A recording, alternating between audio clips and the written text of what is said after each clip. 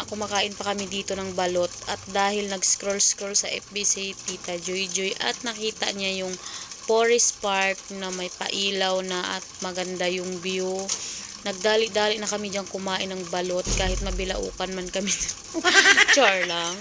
At pagkatapos namin kumain ng balot at saka penoy, ayan, nagbihis na kami at sumakay ng tricycle. Papunta na nga dito sa may Forest Park. Kasama ko pala yung BFF ko, anak niya at si Tita Joy Joy. Ayan, ang liwanag din pala dito sa may malapit sa Forest Park. At ayan, malapit na pala kami dito sa may Forest Park. Nakita na namin yung mga sasakyan, yung mga nagsigalaan din. Pagdating pala namin, may concert pala na free. Kaya ayun.